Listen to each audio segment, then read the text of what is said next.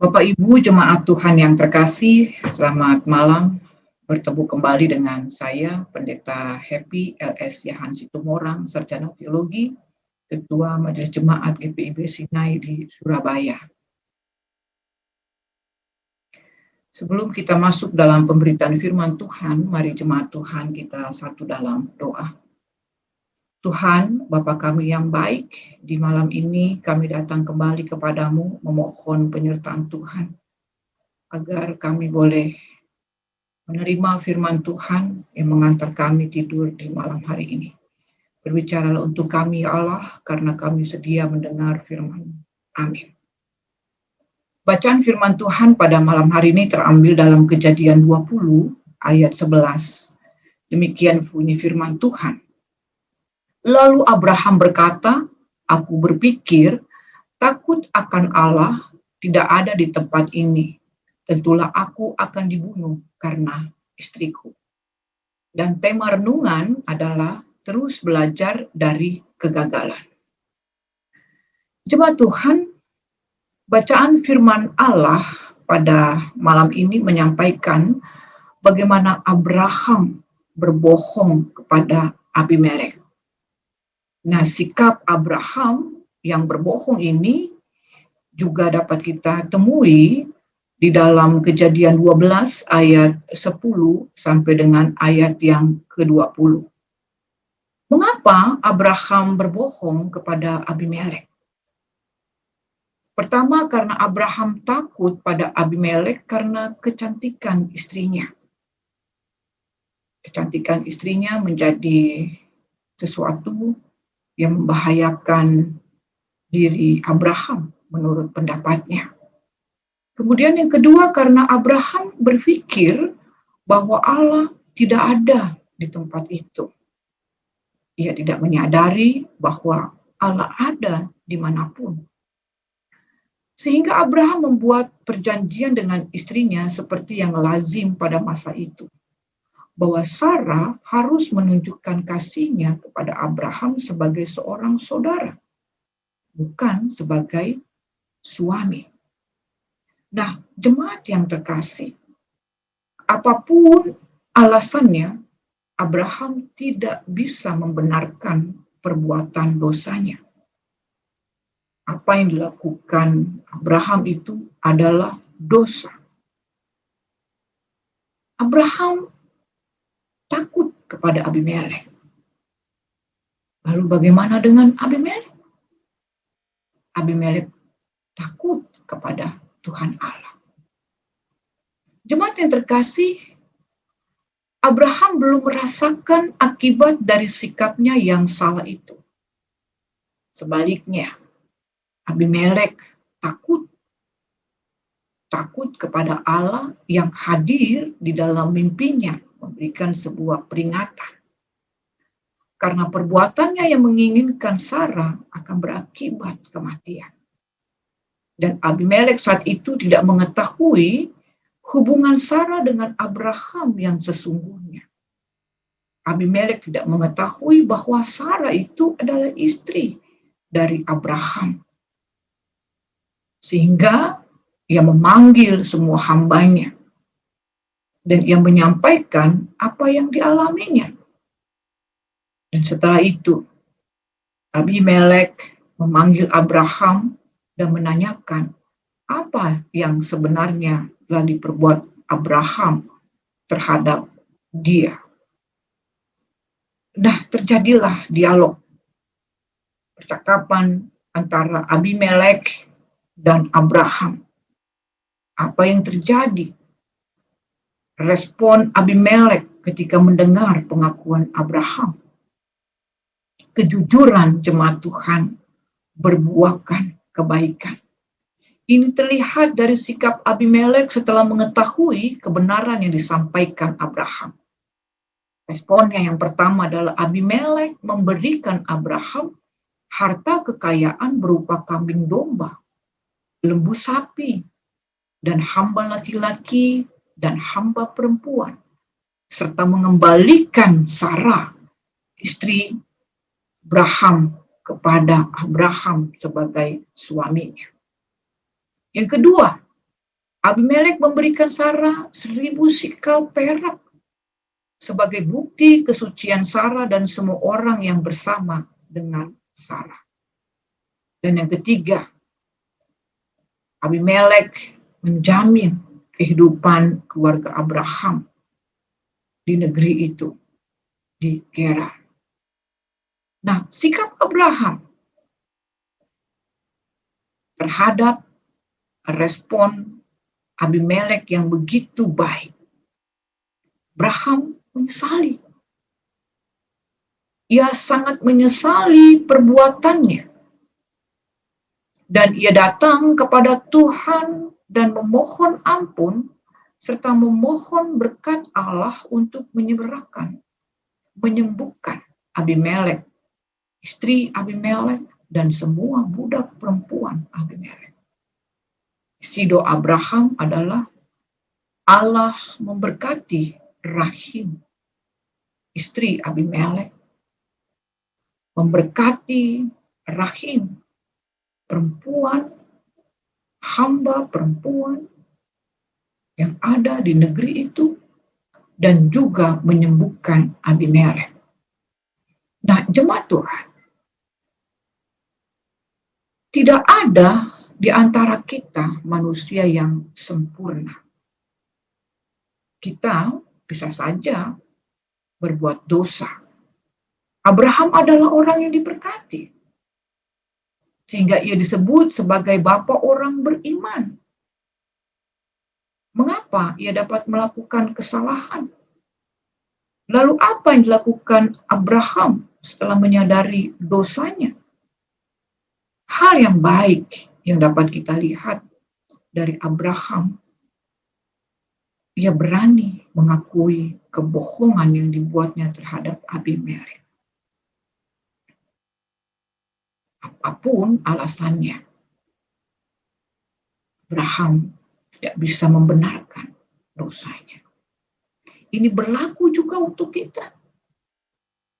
Apakah kita juga berani mengakui dusta, kebohongan, ketidakjujuran yang kita lakukan dalam kehidupan kita bersama dengan orang lain?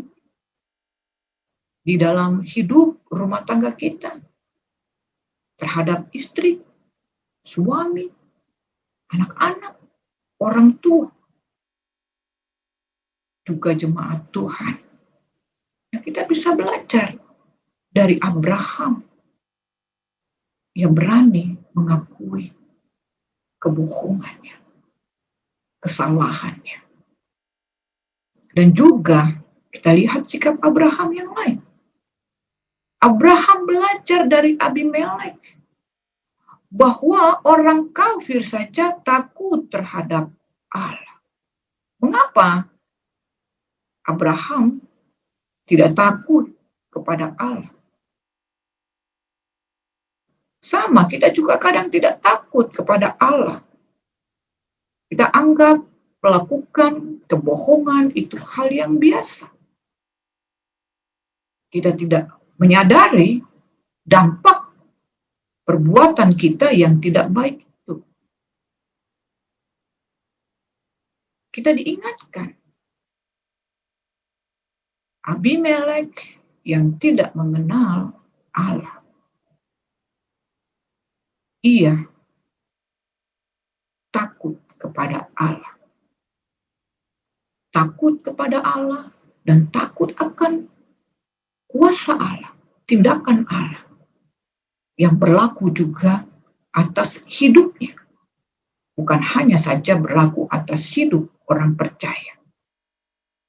Nah, kalau kita sudah menyadari bahwa kita melakukan hal yang salah, jemaat Tuhan, takutlah kepada Allah. Segera sadari kesalahan yang sudah kita buat. Mari kita lihat 1 Petrus 3 ayat 10 yang menyatakan, siapa yang mau mencintai hidup dan mau melihat hari-hari baik, ia harus menjaga lidahnya terhadap yang jahat dan melakukan yang baik. Ia harus mencari perdamaian dan berusaha mendapatkannya. Jemaat Tuhan, hidup kita akan menjadi bahagia, penuh dengan sukacita, jika kita dapat menjaga lidah kita untuk tidak berbohong, berkata jujur, tidak berdusta. Karena itu akuilah kesalahan kita ini di hadapan Allah. Datang kepada Allah dan berdoa. Dan ini tergambar dalam sikap Abraham setelah ia menyadari kesalahannya. Dan Allah mengingatkan kesalahan itu melalui mimpi Abimelek. Karena Allah mempunyai rencana dalam kehidupan Abraham dan Sarah tentang keturunan, bahwa Mesias akan lahir dari keturunan Abraham dan Sarah. Pesan berikut dari bacaan firman Tuhan malam ini. Percayalah jemaat Tuhan bahwa Allah akan menerima kita. Allah akan menolong kita untuk hidup lebih baik lagi dan tidak melakukan hal yang berdosa. Kasih Yesus Kristus melayakkan kita menerima anugerah Allah. Anugerah dan berkat Allah tidak saja kita nikmati, tetapi orang lain pun akan merasakan berkat itu. Seperti yang dialami oleh Abimelek dan bangsanya. Abraham dalam kerendahan hatinya datang kepada Allah. Mohon ampun, mohon berkat. Dan melalui dia, Allah menyelamatkan bukan saja Abraham, rumah tangganya, tetapi juga kehidupan pribadi Abimelek, rumah tangganya, dan kehidupan dia bersama dengan bangsanya. Percayalah jemaat Tuhan, hidup yang benar di hadapan Tuhan akan membuat kita berarti. Hidup yang baik dan hidup yang benar akan menjadikan kita berkat untuk orang lain, untuk lingkungan di mana kita berada. Tuhan Yesus memberkati kita semua. Amin. Jemaat Tuhan, marilah kita satu di dalam doa. Ya Tuhan, Bapa kami yang maha baik, kami naikkan ucapan syukur kepadamu, karena tidak henti-hentinya firman Allah mengingatkan kami akan sikap perangai kami, pikiran kami yang kadang kala lari dari kebenaran dan menjauh dari hadapan Tuhan. Firman Tuhan lewat bacaan malam ini mengingatkan kami bahwa Allah ada di mana saja. Dan Allah menginginkan kami untuk hidup baik dan benar. Tidak melanjutkan kesalahan-kesalahan yang membuat kami masuk dalam kegagalan dan membuat hidup kami binasa. Sadarkanlah kami ya Tuhan, tegurlah kami supaya hidup kami berarti dan bisa membawa berkat untuk orang lain. Malam ini kami berdoa Tuhan untuk kondisi yang kami hadapi. Pandemi yang belum berakhir dan tidak tahu kapan akan berhenti. Kami serahkan ke dalam tangan kasih Tuhan. Kehidupan kami, tubuh, jiwa, dan roh kami di masa-masa sulit ini. Tuhan berkati kami yang harus bekerja di rumah. Memberkati kami yang harus melayani dengan baik dari rumah dan media yang baru kami akan harus pelajari. Tuhan Yesus juga memberkati jemaat Tuhan, saudara-saudara kami yang terpanggil menjadi tenaga kesehatan, yang menjadi pelayan-pelayan Tuhan. Tuhan jaga dan lingkupi dengan Roh Kudus-Mu. Demikian juga untuk saudara-saudara kami yang saat ini dirawat di rumah sakit. dalam perjuangan melawan virus corona. Mereka yang isoman, yang harus tetap juga memperhatikan protokol kesehatan dan juga mengikuti beberapa hal yang baik untuk kesehatan kami. Demikian juga Tuhan untuk orang tua kami yang sudah lanjut usia. Anak-anak kami dalam masa pertumbuhan. Dan juga mereka yang saat ini menikmati berkat Tuhan di bangku sekolah. Tuhan berkati, agar tetap memiliki semangat belajar dengan baik dan percaya akan menjadi berkat bagi orang lain. Dan dalam prestasi yang baik, mereka juga akan memuliakan nama Tuhan. Kami berdoa ya Allah untuk pemerintahan kami, dimanapun kami berada, dalam tugas tanggung jawab mereka yang berat, yang harus memperhatikan semua aspek kehidupan, dan juga seluruh warga negara yang membutuhkan perhatian, yang membutuhkan pertolongan.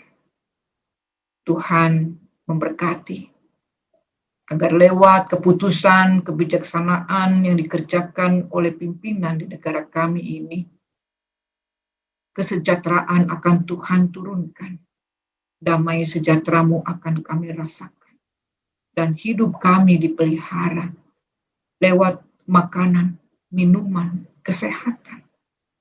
Terima kasih ya Tuhan. Kami serahkan sepenuhnya keberadaan pemimpin di negara kami ini sepenuhnya ke dalam tangan kasih Tuhan. Tuhan Yesus yang Maha Baik, malam ini kami akan beristirahat. Mohon Tuhan memulihkan keberadaan tubuh kami, supaya kami besok dibangunkan oleh Allah dengan kondisi yang lebih baik, dan kembali beraktivitas sesuai dengan kehendak Tuhan lewat firman yang boleh kami baca. Terima kasih Allah Bapa, ini doa kami dalam nama Yesus Kristus, Allah yang hidup, kami berdoa. Amin. Selamat malam, Bapak Ibu, jemaat Tuhan. Salam sehat, Tuhan Yesus memberkati.